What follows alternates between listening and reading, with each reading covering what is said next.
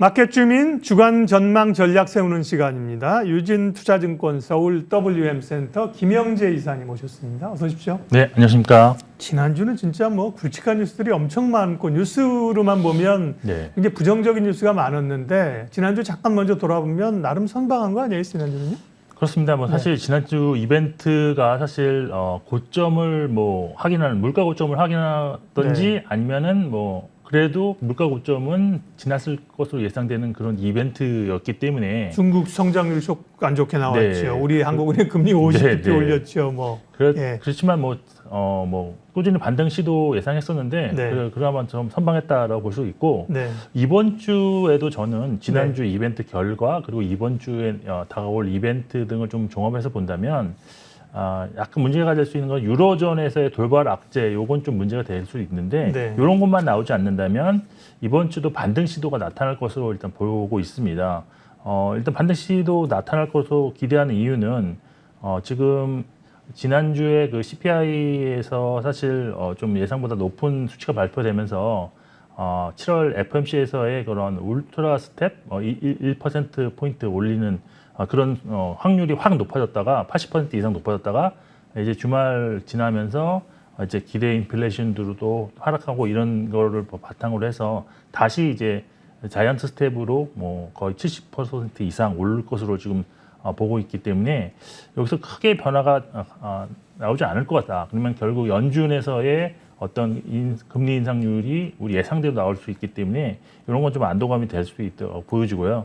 그리고 지난번 CPI에서 뭐 9.1%를 기록하긴 했지만 지금 현재 진행되고 있는 미국에서의 그 휘발유 가격이 지난주 제가 말씀드린 데가 4불 70센트였는데요, 갤런당. 근데 지금 보니까 다시 4불 50센트대 초반으로 좀 내려왔기 때문에 지속적인 하락 추세를 이어가고 있습니다. 그리고 지금 사실 식료품 가격 같은 경우도 아직까지 상승 추세지만 지금 보통 이제 곡물가 상승률 피크 이후에 한 5, 6개월 정도 시차를 두고 이제 식료품 가격 하락이 나타날 텐데 이것도 이제 거의 뭐 기간이 된 것 같아서 물가 인상률 고점 통과 가능성이 높아졌기 때문에 시장은 좀 안도하는 그런 흐름으로 좀 나갈 수 있다. 그리고 수급적으로는 사실 환율이 중요한데 환율이 지난주에 다시 이제 1,320원대로 고점을 갱신했음에도 불구하고 가전업종 중심의 외국인의 매수세가 코스피에서 나타나면서 7월 이후 코스피를 약 4,900원 정도 순매수를 했습니다. 그래서 그 전까지 하는 좀 더 다른 패턴이 나타나고 있지 않느냐라는 것도 좀 긍정적이다. 그리고 그렇지만 이제 서두에서 얘기한 것처럼 경제적으로나 좀 정치적으로 좀 문제가 있는 그 유로존에서의 예상치 못한 악재들, 예를 들어서 뭐 이탈리아를 포함한 재정이 못한 지역에서의 돌발 악재 또는 ECB에서 예상치 못했던 혹시라도 뭐 금리 동결 이런 것이 나올 경우에는 시장이 재차 하락 압력을 받을 수도 있지만 확률적으로는 높지 않다라고 보고 있습니다. 그리고 마지막으로 뭐 미국과 사우디 간의 증상 관련해서는 아직까지는 조심스럽게 접근해야 되겠지만 혹시라도 이제 유가가 하락 안정화되는 그런 계기가 될 수가 있다면 FOMC 이전이라도 반등폭이 좀 더 확대되는 가능성도 있지 않겠냐라고 조심스럽게 지금 기대를 하고 있는 상황입니다. 네. 그러니까 대체로 횡보 속의 반등 시도 이 정도 보면 됩니까? 네, 저는 근데 사실 이게 스타트는 했다고 보고 있는데 만일 여기서 좀 더 실적이라든지 이런 것이 좀 받쳐준다 그러면 의외의 상승도 가능하지 않을까라고 좀 조심스럽게 기대를 하고 있는 상황입니다. 그렇군요. 이번 주 조금 우려 혹은 주목해야 될 이슈로 ECB의 통화정책회의를 말씀하셨는데요. ECB도 이제 금리를 올릴 것이다. 그건 이제 우려이고 사실 유로화가 너무 약해서 지금 달러가 강세로 가고 우리 통화가 지금 약세로 가지 않습니까? 그런 점에서 금리를 좀 올려서 유로화를 방어해 준다면 달러 강세를 좀 저지할 수 있지 않을까 이런 긍정적인 생각들도 좀 해보는데요. 네, 그렇습니다. 사실 이번 시장에서의 컨센서스는 지난달 그 회의에서 이번에 25bp 오르겠다 그리고 9월에도 추가로 인상도 가능하다라고 했기 때문에 그래서 25pp 인상을 예상하고 있지만 그럼에도 불구하고 지금 연준의 그런 긴축 강도가 훨씬 더 세기 때문에 환율에 관해서는 현재 유로화 약세가 유지될 것으로 보는 것이 전반적인 그런 시각입니다. 하지만 소수 의견이긴 하지만 이번 회의에서 50bp 올리는 빅스텝을 단행할 수도 있다는 이야기도 있는데요. 따라서 이번에 그 22 회의에서 관전 포인트는 첫째, 과연 50bp 올릴 수 있을 것인가? 그리고 둘째, 많이 올린다면 달러와의 방향성에도 연관을 줄 수 있을 것인가? 그리고 마지막으로 금리 인상에 취약한 국가들을 위해서 국채에 관련한 어떠한 대책이 나오는 것을 일단 관전 포인트로 잡으셔야 되는데 현재 그 유럽 각국 경제 상황이 전부 다르고 일부 국가에서는 재정이 매우 취약한 관계로 금리를 올리는 것 자체가 부담일 수 있습니다. 특히 최근 이탈리아 같은 경우는 정치적으로도 좀 드라기 총재 사임 의사로 지수가 크게 하락한 그런 경험이 있기 때문에 여기에 금리 인상폭까지 많이 확대될 경우에는 재정위기 공포감이 좀 나타날 수도 있을 것입니다. 그럼에도 불구하고 50bp를 올린다는 것은 아마 재정 취약 국가들에 대한 어떤 그런 것들을 배려해서 상당한 조치와 함께 금리를 공격적으로 올리면서 인플레이션과 유로화 약세에 적극적으로 대응한다는 의지의 표현이다라고 볼 수 있겠습니다.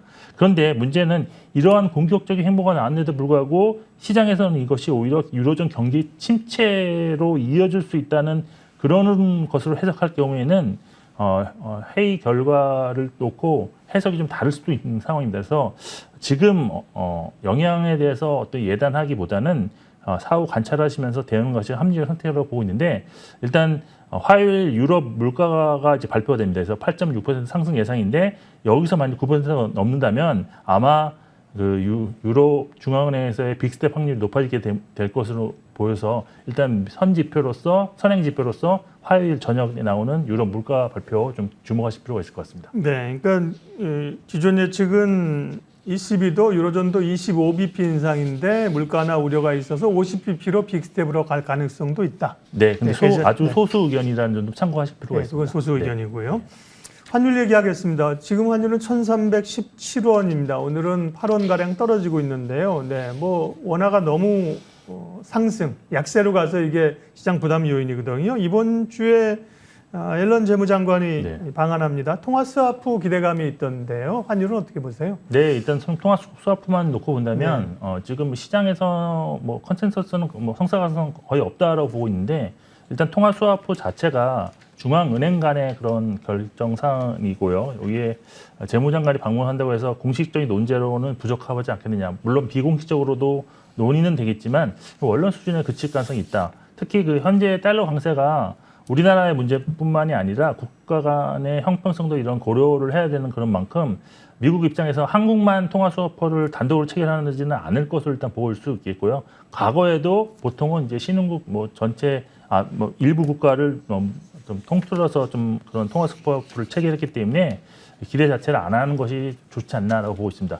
환율 전망에 대해서는 일단 달러 강세 요인이 아직도 지속되고 있기 때문에 단기적으로는 환율 상승 압력은 지속될 것이다 라고 보고 있지만 여기서 큰 폭의 상승은 제한적일 것이라는 것이 전반적인 의견입니다. 그 이유는 달러 가치가 이미 과거 10년 평균으로 보면 뭐 2%차 고점대로 올라와서 그 이상 추가적으로 상승하는 특별한 돌발 변수가 있지 않으면 힘들 것이다라는 점과 지금 외국인 투자자들이 미국의 그런 채권이나 주식에 대해서 지금 투자 금액 상승률, 증가율이 둔화되고 있는 그런 상황에서 오히려 달러가 강세가 가는 것은 좀 이례적인 현상이다라고 보고 있기 때문입니다.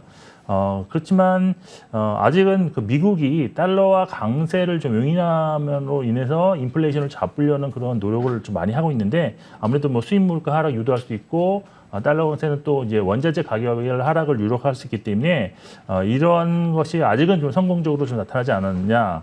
그렇지만 이러한 모든 노력들이 인플레이션을 잡기 위한 그런 노력이었다 본다면 향후 인플레이션 고점이 확인되든지 아니면 좀 더 그 연준 긴축 강도가 완화되는 시점에서는 환율이 다시 확실히 좀 하락할 것으로 일단 볼 수 있습니다.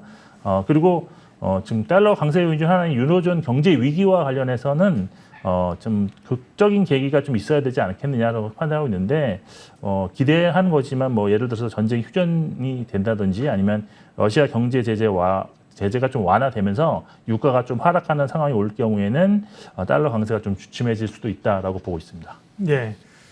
삼성전자 얘기하겠습니다. 삼성전자가 근 한 달 된 것 같아요. 6만 원 회복한 게요. 지난 네. 금요일 삼성전자가 굉장히 강하게 오르면서요.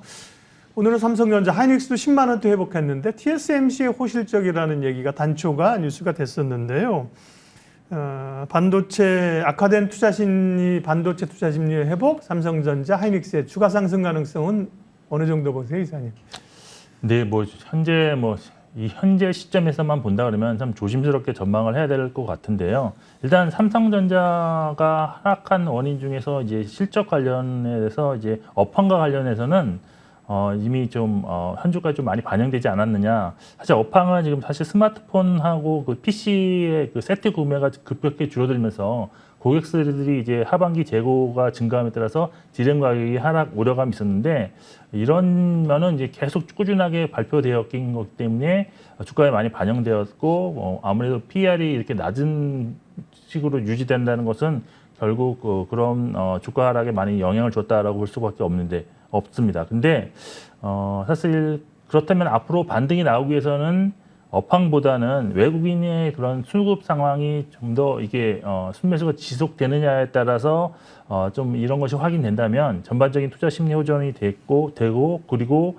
그때부터는 이제 본격적인 반등 국면에 진입했다라고 저는 개인적으로 판단하고 있는데 문제는 외국인의 경우에는 반도체 업황뿐만이 아니라 글로벌하게 진행되는 매크로 변수에 연동해서 매매 전략이 바뀔 수 있다는 점에서 사실 삼성전자 자체로만 놓고 보기보다는 향후 그 시장 전망 자체가 이렇게 주가에 이제 연동해서 나타날 가능성이 좀 높다고 보고 있습니다. 그래서 시장이 많이 좋아질 수 있는 요건들, 뭐 인플레이션율이 뭐 고점을 찍었다든지 연준의 어떤 긴축적인 그런 공격적인 긴축이 완화된다든지 이런 면이 나타날 경우에는 결국 외국인들이 순매수로 전환할 것이고 삼성전자를 특히 살 수밖에 없을 것으로 일단 보고 있는데 일단은 조금 더 지켜보셔야 되지 않을까라고 보고 있고 그리고 향후 그 DDR5에 대한 수요가 크게 증가할 수 있는 가능성이 있는 이벤트인 인텔의 좀 차세대 CPU인 사파이어 레이즈가 본격적으로 양산하는 시기가 확정될 경우에는 투자 심리가 상당히 개선되면서 주가 반등도 좀 이어질 것으로 일단 기대할 수 있겠습니다. 네. 조심스러운 기대감입니다. 그렇죠? 아직은 네. 이제 확 들어왔다고 보시진 않는 것 같습니다. 그러면 가지고 계셨던 분들이 고생 엄청 해서 지금 올라오는 거고요. 네. 신규로 공략하려고 하는 분들은 삼성전자가 낫습니까? 하이닉스가 낫습니까? 비슷합니까? 네. 뭐 비슷한데요. 네. 제가 볼 때는 수급적으로는 SK 하이닉스가 좀 더 좋은 면을 최근까지도 보였지만 잠깐 나빠지는데 네. SK 하이닉스가 반도체 업황만 보고 본다면 좀 더 우위에 있지 않을까라고 개인적으로 생각하고 있습니다. 네. 네. DB하이텍도 지난번에 분할 이슈, 분할 가능성이죠. 가능성 때문에 급락을 했었는데요. 네. 반도체 업황이 돌아서면서 함께 좀 올라오고 있고요. 전반적인 전략을 좀 세우겠습니다. 아까 이제 22통화정책회의 말씀하셨고 그 밖에 주목할 변수하고 이번 주 투자 전략 말씀해 주십시오. 네, 이번 주 그나마 주목해야 될 미국 경제 지표에는 7월 전미주택 건설협회에서 발표하는 주택지수 그리고 6월 신규 및 기존 주택 판매 증가율 그리고 6월 경기 선행 발표가 있는데 전반적으로는 지난주보다 중요도가 조금 떨어진다고 보고 있습니다. 오히려 본격적인 2분기 실적이 지금 발표가 되는 관계로 이번 주에 S&P 500 소속 73개 기업들의 실적이 발표되는데 월요일은 뱅크 오브 아메리카 비롯해서 화요일에는 넷플릭스, 수요일에는 테슬라 이런 종목들이 상당히 지금 관심을 갖고 보셔야 되는데 향후 실적 가이던스 어떻게 나오는지 중요할 것이고 넷플릭스 같은 경우는 지난 분기 가입자 증감 성향이 좀 중요하다고 보여서 전반적으로는 약간 개별 종목 장세가 미국에서 좀 진행될 가능성이 있다고 보입니다. 일단 시장에 변곡점으로 많은 전문가들이 얘기하는 것이 7월 또는 9월로 예상하는 부분이 많은데요. 만일 물가 고점이 지나갔고 시장에 그런 것을 확신이 드는 그런 상황으로 좀 변한다면 반등은 좀 더 이어질 것으로 일단 볼 수 있어서 만일 상승폭이 좀 확대되는 반등이 나온다면 보유 관점을 일단 접근을 하셔야 될 것 같고요. 그렇지만 반대로 아직은 신중하게 지수 반등폭이 그렇게 크지 않다라는 그런 것이 나타날 경우에는 일단 고점에는 비중 축소로 대응하는 전략이 좋아 보입니다. 그러니까 반등이 크면 클수록 보유 아니면 반등이 약하면 고점 매도로 대응하시는 게 좋고 보이고요. 그리고 종목은 이번 주를 보니까 이제 하반기 반등장에 대한 준비도 이제 서서히 좀 하실 필요가 있을 것 같은데 성장주 비중 축소보다는 낙폭과대한 성장주를 좀 주 이벤트마다 확인하시고 분할 매수하는 전략으로 접근하시는 것도 이제는 좀 생각해 보실 필요가 있다고 판단하고 있습니다. 예, 낙폭과대 성장주 조금 인상적인데요. 1분만 더. 낙폭과대 성장주라는 뭐 플랫폼이라든지 게임이라든지 왜냐면 엔터지 이런 거 좀 올라왔잖아요, 그죠? 네네. 그런 걸 말씀하시는 거예요? 네. 전반적으로 제가 생각하고 있는 그런 큰 그림은 내년 하반기에 분명히 이제 연준이 금리를 떨어뜨리는 그런 정책으로 전환을 분명히 할 것으로 보고 있기 때문에 다시 유동성 장세, 성장주가 각광받는 시대가 올 것입니다. 그래서 지금부터 뭐 단기 베어바퀴 랠리에서도 가장 주목받을 수 있는 것은 아무래도 성장주라고 보고 있기 때문에 그 팬데믹 기간 동안 유동성 장세에서 많이 올라갔다는 종목 중에 많이 떨어진 종목들 위주로 지금부터 좀 선별해서 투자를 고려해 보시는 것도 나쁘진 않다라고 판단하고 있습니다. 네, 그런 게 이제 대표적인 게 네이버 카카오하고 게임즈나 네이버 카카오 있는데 뭐 시장에서는 네이버를 좀 더 좋게 보는 면이 있어서 저는 네이버에다가 한 표를 더 주고 싶고요. 뭐 그런 식으로 전반적으로 보시면 많이 떨어진 종목 중에서 좀 향후의 실적이 좀 성장이 기대되는 종목들, 뭐 게임주에서는 저는 넷마블도 좀 나쁘지 않다고 좀 보고 있는데 뭐 그런 식으로 좀 업종 내에서 성장주 업종 내에서 좀 유망한 종목들을 좀 추리는 그런 시기로 지금 보시는 것이 좋지 않겠느냐고 보고 있습니다. 예. 집요하게 여쭤봐서 죄송합니다. 보시는 분들이 그래서 그게 뭘까 궁금해하시지 않겠습니까? 그래서 여쭤봤습니다. 예, 주간 전망 및 전략 유진투자증권 김영재 이사님 함께했습니다. 고맙습니다. 네.